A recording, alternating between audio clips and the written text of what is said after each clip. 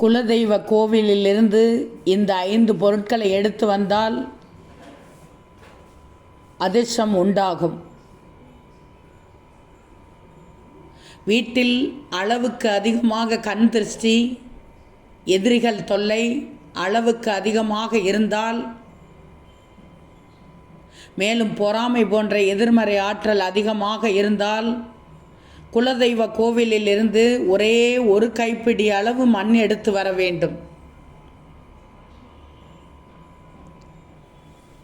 குலதெய்வ கோவில் மண்ணை சிவப்பு நிறம் அல்லது மஞ்சள் நிறமாலான துணியினால் கட்டி பூஜை அறையிலும் நிலை வாசலிலும் வைத்து கொள்ளலாம். இப்படி செய்வதால் தீய சக்திகளை அழித்து குலதெய்வம் உங்களை முழுமையாக பாதுகாக்கும்.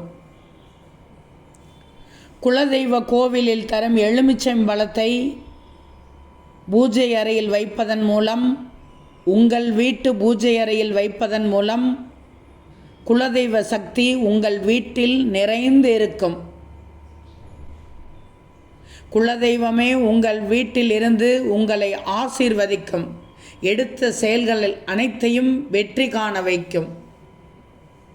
குலதெய்வ கோவிலில் அம்மனுக்கு சாத்தும் சந்தனம், காப்பு உங்கள் வீட்டிற்கு கொண்டு வந்து தினமும் நெற்றியில் வைத்துக் கொள்வதால் குலதெய்வ அருள் பரிபூர்ணமாக உங்கள் குடும்பத்துக்கே கிடைக்கும்.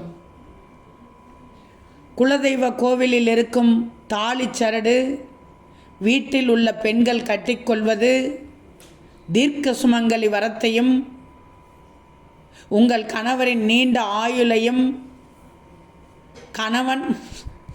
கணவன் மனைவி ஒற்றுமை அதிகரிக்கும். எனவே இனிவரும் நாட்களில் இந்த 5 பொருட்களை உங்கள் குலதெய்வ கோவிலிலிருந்து எடுத்து வாருங்கள். வீட்டில் அதிர்ஷ்டம் கொட்டும்.